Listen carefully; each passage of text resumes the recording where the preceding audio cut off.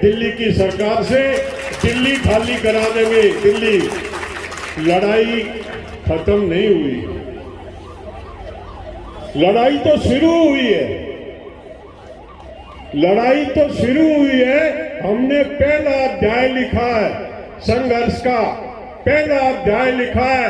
किताब लिखनी बाकी है, बहुत इश्यूज हैं, बहुत समस्याएं हैं। ये सरकार ये ना सोचे हम जा रहे हैं। ये जो लड़ाई लड़ी आपने, देश का ही नहीं दुनिया का एक इतिहास रचा। दुनिया के इतिहास में सबसे पहली, सबसे लंबी और सबसे सफल लड़ाई आपने लड़के दिखाई।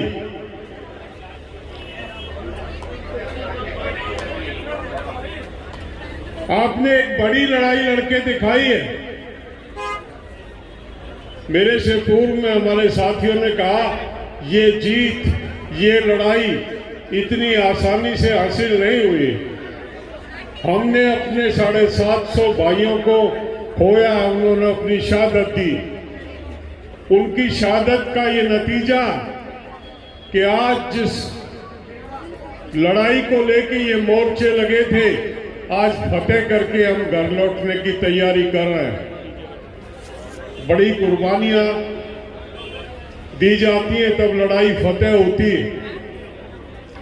बहुत से लोग ये सवाल करते हैं कि क्या मिला इस देश में। दोबारा से आपने प्रजातंत्र को स्थापित किया, एक तानाशाह के गरूर को तोड़ा। देश तानाशाही की तरफ जा रहा था, उस अहंकारी प्रधानमंत्री के अहंकार को तोड़ के ये जता दिया कि इस देश का किसान, इस देश का मजदूर किसी भी तानाशाह को इस देश में बर्दाश्त नहीं करेगा। आने वाले समय में कोई भी आदमी ये जरूरत नहीं करेगा कि लोगों की भावनाओं के विपरीत कोई कानून बना सके, कोई कदम उठा सके। आने वाले समय में कोई भी सरकार में कोई भी आए, लेकिन वो जरूरत नहीं करेगा कि किसी जनमत की आवाज को दबाने का प्रयास करे। जब हमारा आंदोलन शुरू हुआ, शुरुआती दौर की बात है, मैंने बीजेपी के बड़े नेता से बताया ये आपने गलत हाथ डाल दिया, आपको इस क्षेत्र के बारे में पता नहीं। जहां से ये आंदोलन की मशाल जगी, उस क्षेत्र का इतिहास पढ़ लिया होता तो ऐसी गलती नहीं करते आप। इस क्षेत्र के लोगों ने जिसके कान पकड़ लिए पाड़े हैं, उसके कान छोड़े नहीं हैं। पहले ही बता दिया था, वो शायद उस बात को हल्के में ले रहा था। मैंने कहा तेरी गलतफहमी निकाल देंगे, तेरी गफलत दूर कर देंगे। ये आंदोलन की मशाल पंजाब से जली और पूरे देश के किसान और मजदूर ने इसमें अपना घी डाला, उस ज्योत में, उस अखंड ज्योति में। पूरे देश का किसान, पूरे देश का मजदूर इसमें खड़ा हुआ। हमने सरकार को बताया, किसको छेड़ा आपने, किसको ललकारा है आपने, जरा सोच लिया होता। हम देश के केवल अन्नदाता नहीं हैं, ये कह रहे हैं अन्नदाता। अन्नदाता तो हम हैं, लेकिन केवल अन्नदाता हम नहीं हैं। देश की भारी सुरक्षा का जो दायित्व है वो हमारे बेटे और भाइयों के कंधे पे है। इस देश को सुरक्षित रखते हैं हम। ये देश 135 करोड़ का देश हमारे उन भाई और बेटों के बलबूते पे रात को चैन की नींद सोता है, जो -150 डिग्री में सियाचिन में खड़े होके पहरेदारी करते हैं। हम इस देश का पेट भरते हैं, हम इस देश की भारी सुरक्षा करते हैं। और इस देश की आंतरिक सुरक्षा, जो पैरामिलिट्री फोर्स है, वो भी कहीं इनके बच्चे नहीं है दिल्ली में, इन लालाओं के। वो भी जो देश की आंतरिक सुरक्षा करते हैं, वो भी हमारे भाई और बेटे हैं। क्या बचता क्या है इस देश में? हम इस देश का पेट भरते हैं, हम इस देश की भारी सुरक्षा करते हैं, हम इस देश की आंतरिक सुरक्षा करते हैं। और इस इंडस्ट्री और फैक्ट्री में कौन लोग मजदूरी करते हैं? हमारे ही भाई जो गांवों से पलायन करके शहर में आते हैं वही मजदूरी करते हैं। इस देश की दूरी हमें, इस देश के कर्णधार हमें, और हम पे चंद कुछ प्रतिशत लोग डंडा चलाते हैं। मैं चौधरी चरण सिंह के साथ, उनके सानिध्य में मैंने सीखा और काम किया। वो ये कहते थे कि इस देश की विडंबना ये है, लड़ाई तो कवेरे और लुटेरे की है, लेकिन हम उस लड़ाई को समझते नहीं। समस्याएं कमेरे और लुटेरे की हैं, लेकिन जब जब इस देश में चुनाव आता, कमेरे और लुटेरे का अंतर खत्म हो जाता। हम चुनाव में जो वोट की ताकत हमको दी है, उसको हम जाति, धर्म और संप्रदाय के नाम से बखेर देते हैं, जिसकी वजह से चंद लोग इस दिल्ली की सत्ता में बार बार काबिज होते हैं। इस लड़ाई ने, इस एक साल के आंदोलन ने जो हमको सबसे बड़ी चीज दी है, वो दिया है भाईचारा। आज हम जाति से, धर्म से ऊपर उठ के इस आंदोलन में आए। हर वर्ग का व्यक्ति इस आंदोलन में आके अपनी आहुति दी है, उसने अपना बलिदान दिया। और केवल देहात के लोग नहीं आए, दिल्ली के शहर से हजारों लोग एक एक मोर्चे पे जाके अपना सब तरह का योगदान देते रहे। ये मिसाल है इस आंदोलन की, ये भाईचारा। इस आंदोलन ने, मैं बहुत साल से आंदोलन में रहा हूं। मैं महसूस करता था कि केवल बुजुर्ग लोग आंदोलन में आते हैं, नौजवान की भागीदारी आंदोलन में नगण्य होती थी। ये पहला आंदोलन मेरे जीवन का है जिसमें नौजवानों ने बिना कहे बढ़ चढ़ के हिस्सा लिया। ये खूबसूरती है इस आंदोलन की, ये खूबसूरती है इस आंदोलन की। मैं पंजाब, खास तौर पे पश्चिमी यूपी, पंजाब, हरियाणा और राजस्थान, ये ऐसा क्षेत्र था जहां हम मीटिंग करते थे। 1 लाख की भीड़ में एक महिला नहीं मिलती थी, दिखाई नहीं देती थी। पंजाब में भी यही हाल था। मैंने पंजाब में भी किसान यूनियन की बहुत मीटिंग की है।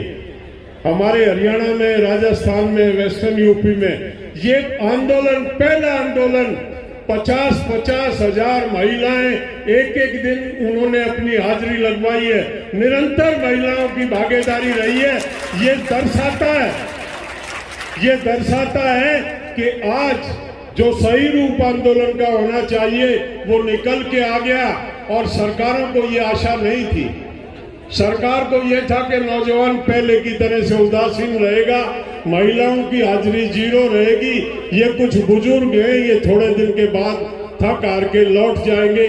जो महिलाओं का, नौजवानों का जो साथ मिला, उसकी वजह से ये फतेह हासिल हुई है। और मैं ये कामना करता हूं, ये जो खूबसूरत गुलदस्ता, तरह तरह के फूल जिसमें लगे, ये जो गुलदस्ता बना, ये गुलदस्ता कायम रहे। कोई आपकी तरफ आंख उठाने की हिम्मत नहीं कर सकता। आने वाले समय में जो आंदोलन होगा, वो ना तो इतने आंदोलन की आवश्यकता पड़ेगी, ना इतने बड़े गट्स की आवश्यकता पड़ेगी। जैसे ही सरकारों को पता चलेगा कि संयुक्त मोर्चा अंगड़ाई लेके खड़ा हो गया, जैसे ही तारीख का ऐलान होगा, समस्याओं का समाधान दिल्ली और प्रदेशों की राजधानी में शुरू हो जाएगा। ये मैं गारंटी देता हूँ। एक ही आवश्यकता है, इस मोर्चे की ताकत में, इस मोर्चे में जो सहयोग दिया उसको बनाए रखें। जो कुछ निराशाजनक सोचने वाले भाई घरों में रह गए थे, वो आज पछता रहे हैं। जो कहते थे कुछ नहीं होगा, कुछ नहीं बनेगा, वैसे ही अपना टाइम वेस्ट कर रहे हैं, वो आज पछता रहे हैं कि हम भी इस जीत के आंदोलन में, इस यज्ञ में अगर अपनी आहुति देते तो कितना अच्छा रहता। वो पछता रहे हैं। और मेरा ये सोच है कि भविष्य में जब भी संयुक्त किसान मोर्चा कोई कॉल देगा, तो जो रह गए थे वो भी आएंगे। दिल्ली की सरकार से दिल्ली खाली करा देंगे। दिल्ली लड़ाई खत्म नहीं हुई। लड़ाई तो शुरू हुई है, लड़ाई तो शुरू हुई है। हमने पहला अध्याय लिखा है संघर्ष का, पहला अध्याय लिखा है। किताब लिखनी बाकी है, बहुत इश्यूज हैं, बहुत समस्याएं हैं। ये सरकार ये ना सोचे हम जा रहे हैं, हम लौट के आएंगे, इससे भी ज्यादा ताकत के साथ आएंगे।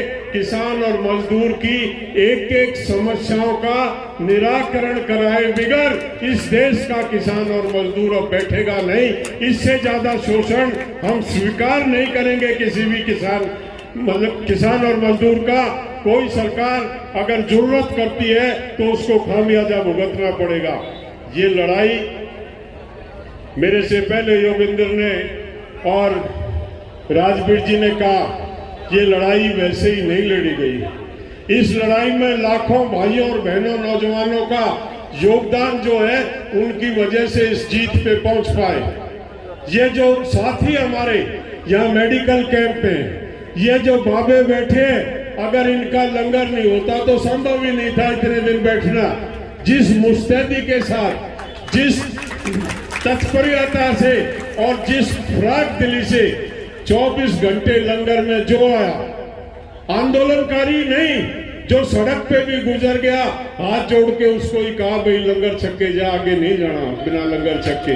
बहुत बड़ा योगदान आपका। जो मेडिकल की टीम, जो डॉक्टर, जो दूसरे दवा की जो साथी थे, वो लगे रहे, जिन्होंने योगदान दिया।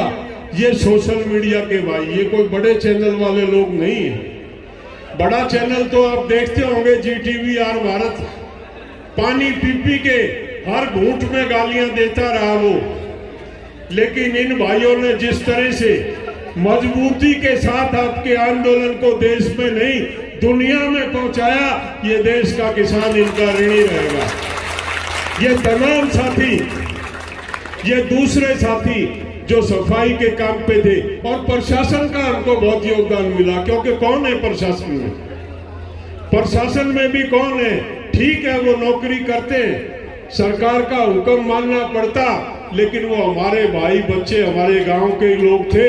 उन्होंने जिस तरह का योगदान दिया, अध्यक्ष जी बता रहे थे, सफाई क्या, पानी क्या, व्यवस्था क्या, ये पुलिस के साथी क्या, भाईचारा था। हर आदमी बैठ के कहता था भाई साहब मजबूर है, पापी पेट का सवाल है, नौकरी कर रहे हैं, मन तो ऐसा करता है कि वर्दी निकाले और आपके साथ शामिल हो जाए।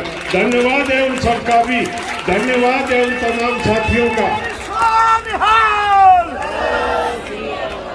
अंत में मैं उन भाइयों को, ये जो शहर यहाँ नोएडा है, वैशाली है, कौशाम्बी है, इंदिरापुरम है, और भी लाखों लोग इस रास्ते से रोज गुजरते हैं। हमारी मंशा किसी को तकलीफ पहुंचाने की नहीं थी। ये भी हमको पता कि लाखों भाइयों को रोड रोकने की वजह से परेशानी का सामना करना पड़ा। हम उनसे क्षमा भी मांगते हैं कि इंटेंशन हमारी उनको दुख देने की नहीं थी, लेकिन हमारी मजबूरी थी। हमारे पास कोई विकल्प नहीं था। हम यहाँ बैठने नहीं आए थे, दिल्ली के हम रामलीला ग्राउंड में जा रहे थे। प्रशासन की हठधर्मिता से मजबूरन हमको यहाँ बैठना पड़ा। इस अरसे में उनको जो कष्ट हुआ है उसके लिए भी हम क्षमा मांगते हैं, उनके सहयोग के लिए भी हम आभारी हैं, और आशा करते हैं कि दोबारा भगवान इस तरह की नौबत ना आने दे। जैसे ही मोर्चे का ऐलान हो, किसान जो है कुछ ऐलान करे, सरकार उस भाषा को समझ ले।